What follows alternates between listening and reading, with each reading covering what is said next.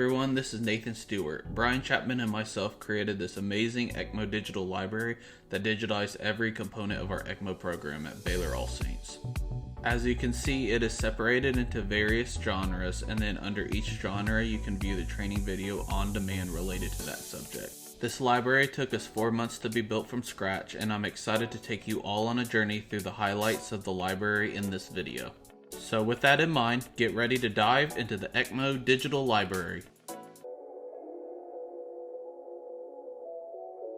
The holder and mount in place. Remove Nautilus oxygenator. Blue end is the venous inlet, yellow cap for burping air, green port up top for oxygenator tubing, red outlets for post-ox and arterial end, blood out, blood in. Heater/cooler connectors. Slide Nautilus onto the holder until you hear a click. Oxygenator can spin around 360 degrees while remaining firmly in place.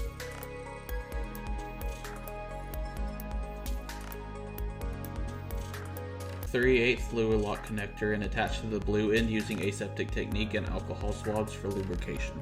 Use the connector packaging or an alcohol swab to ensure sterility on the opposite end of the connector to avoid contamination from your dirty, grubby paws. Use a firm, forceful, circular motion to slide tubing down the connector. Attach the other end to pump inlet tubing.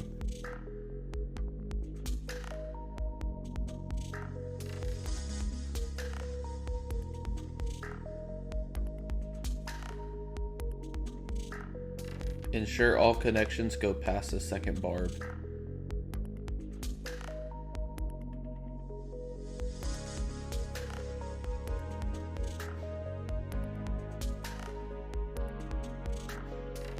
Attach the other end of the pump inlet tubing into the inlet portion of the CentriMag pump head.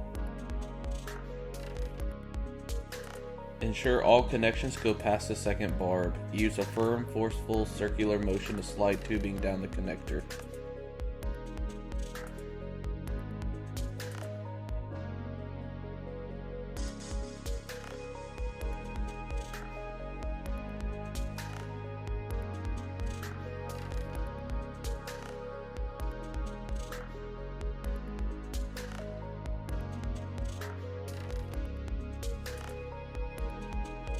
Connect pump outlet tubing to the outlet end of the pump head.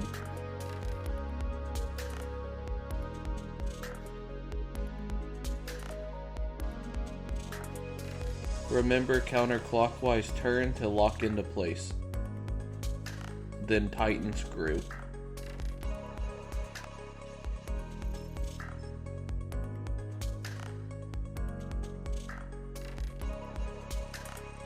Connect the other end to the blue venous end of the Nautilus.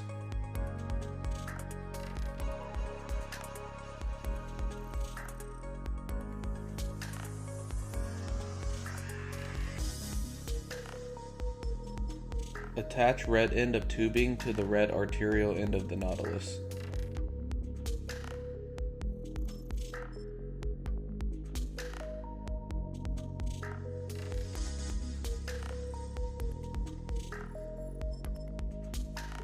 Attach flow probe post oxygenator and ensure the arrow is facing the direction of blood flow.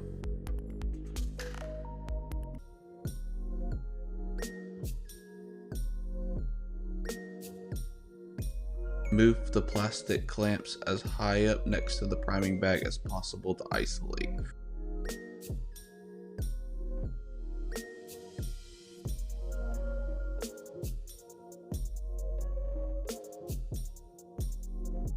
Squeeze the saline and fill the bag. Ensure the stopcocks at the top of the bag are open to vent the air in the bag out. It should take almost 2 liters to properly fill the priming bag. You will have a little left in the second saline bag once you are finished. Once the priming bag is filled, clamp the spike and hang saline.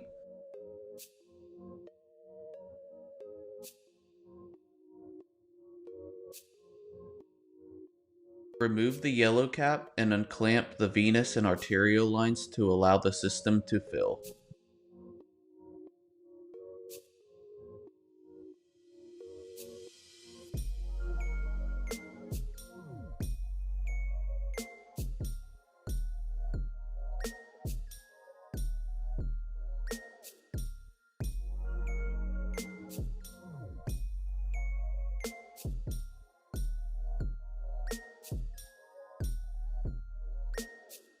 Then 45° the manifold stopcocks.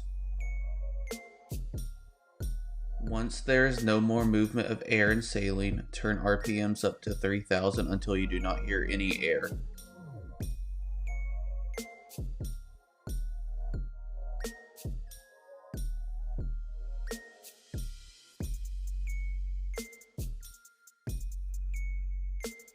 Then increase to 4000 RPMs until you no longer hear the sound of air.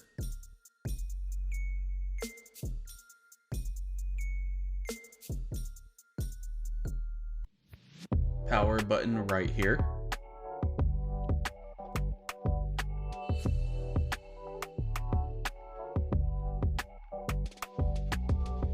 Valve will pop up, then you will press this red button. The arrows right here mean come down to 0. If you're already at 0, just come up a little bit and then come back down, and then it will give you numbers. Then hit the silence button. The flashing flat lines just to the left of the dial indicate that you need to apply paste. Wire.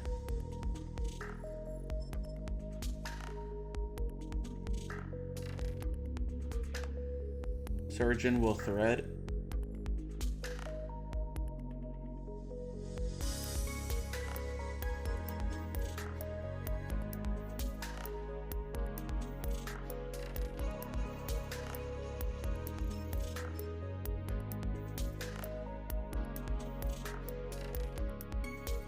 And then remove the needle.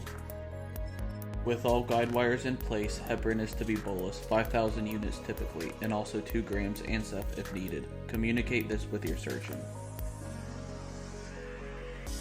Safely hand surgeon scalpel.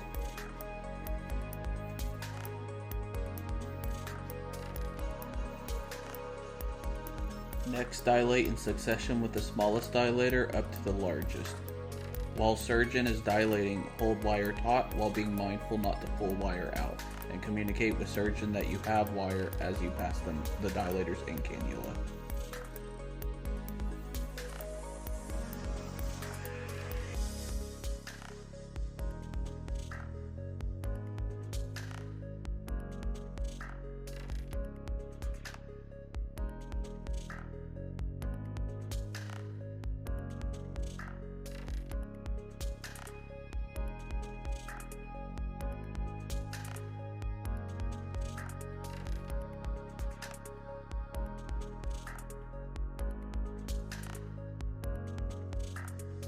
ES will hand assistant the arterial cannula, being mindful not to contaminate. Arterial cannula comes out of the package with the obturator attached.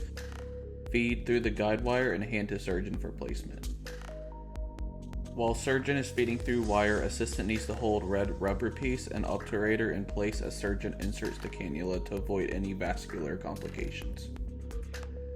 When cannula is in place, hand surgeon a tubing clamp. Assistant will then pull the wire of rubber piece and obturator all the way out. Surgeon will briefly let the cannula back bleed and will clamp.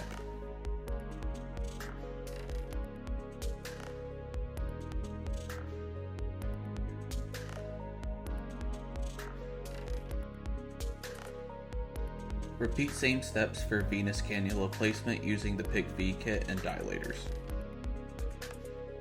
Use proper wire technique by keeping the wire taut while being mindful to not pull back the wire. A useful technique is to hold your hand firm on the patient as an anchor to prevent from pulling out the wire.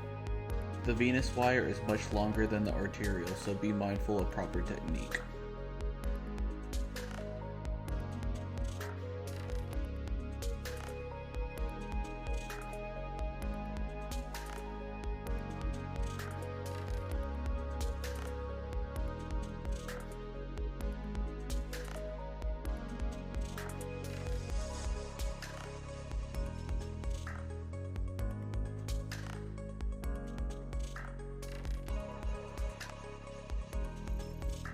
After dilation is complete, ES will hand assistant the venous cannula as seen.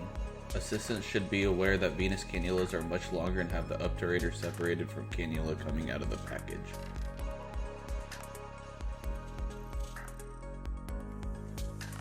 Feed obturator all the way through the cannula and feed through the guide wire.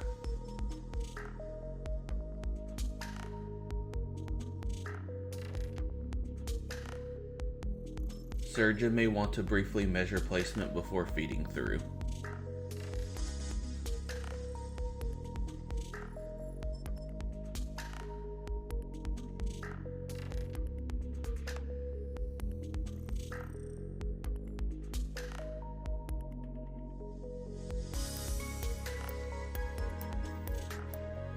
Use similar technique in holding the blue rubber piece and obturator in place as the surgeon feeds the cannula through. While this last cannula is being placed, ES is simultaneously getting sterile lines ready and prepared to be cut and attached to cannulas.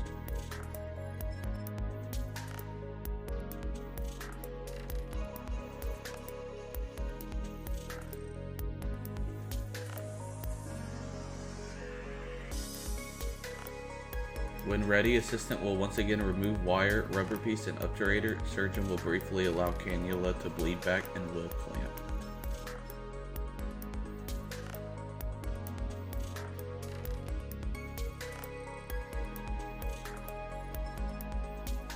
Hand sterile ECMO tubing to assistant. Cardiohelp circuit is short, so ES may need to move the console a bit closer to the field.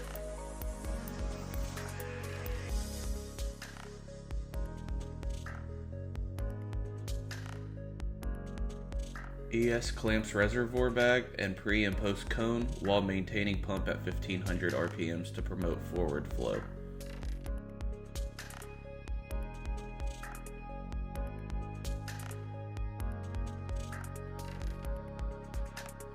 Assistant will clamp the white tape with clamps and will cut as close to the quick connects as possible. If it has been a little bit since placing cannulas, surgeon may let cannulas back bleed before going into wet to wet technique. Wet to wet technique is used to properly fill and connect arterial and venous lines to the cannulas.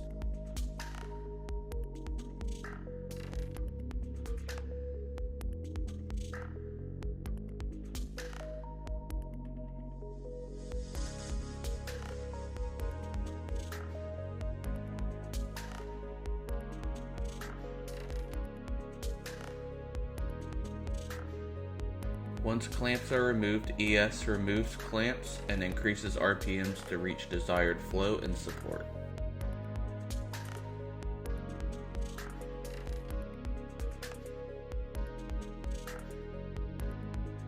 Be mindful of color change to ensure sweep gas is turned on.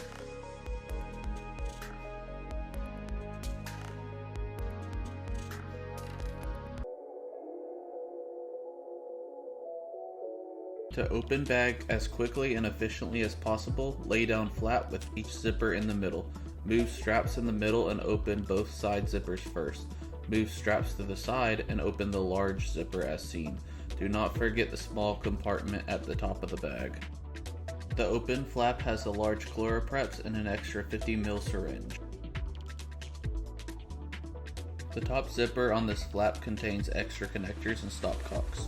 In the main compartment, the goal is to have everything stocked in the order you will need it. Sterile gowns and ephemeral drape will be the immediate things on top you can access. Sterile ECMO kit, Pik V, Pik A, and other sterile supplies are readily accessible underneath. Once ephemeral drape is placed, the first three things on the sterile field need to be the ECMO kit, a Pik V, and a Pik A. At the bottom will be extra stiff wires and CHG dressings. In the top and easily forgotten zipper are number 2 sutures, sterile caps, and an ultrasound cover along with masks.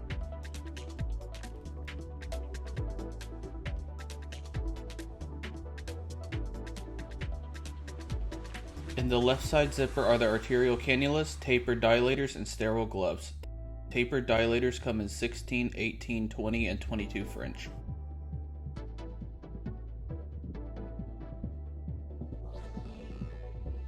The arterial cannulas come in 16, 18, and 20 French. In most ECPR situations, a 16 French will be utilized. Right side has 4 lines for reperfusion cannula. For reperfusion line, you'll need a cordless sheath set, guide wire use only, and 2 micropuncture kits.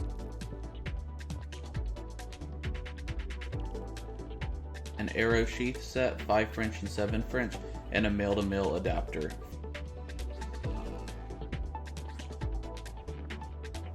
4x4 gauze is placed snug in the netting.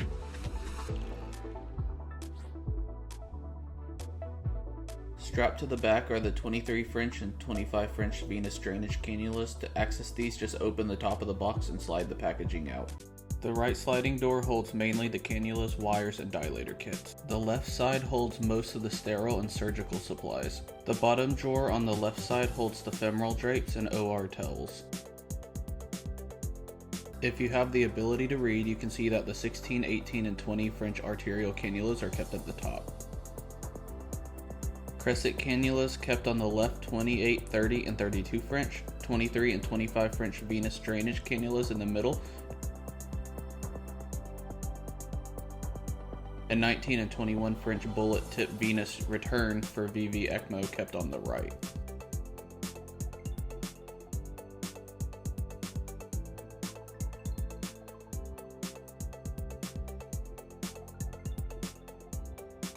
Both dilator kits have the same supplies included. The main difference is the Pik B has 10, 14, and 18 French dilators with Easter egg colored ends. And the Pik A has a dilator with an arterial red end and 8, 12, 16 French dilators. Also notice the different shaped containers. We can also use the gray taper dilators shown on the right. These come in 4 different sizes, 16, 18, 20, and 22 French. They all have 4 French tips and taper out to the allotted size. These can be utilized at the surgeon's discretion. Pik V's have much longer wires. Here are all the reperfusion supplies you will grab. Micropuncture kit, arrow sheath kit, male-to-male adapter, and corded sheath guide wire.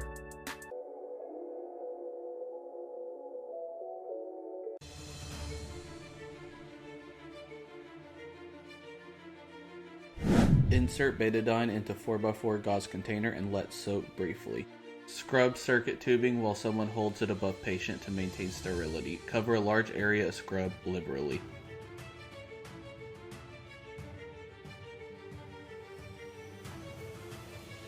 Place a sterile table drape on top of the patient and underneath tubing. Be sure to maintain sterility on the top layer.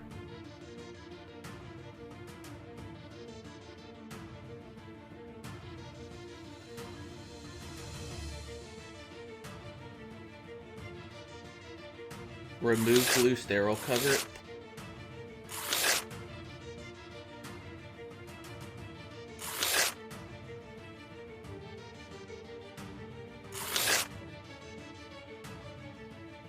Pull apart plastic covering to expose the sterile tubing underneath.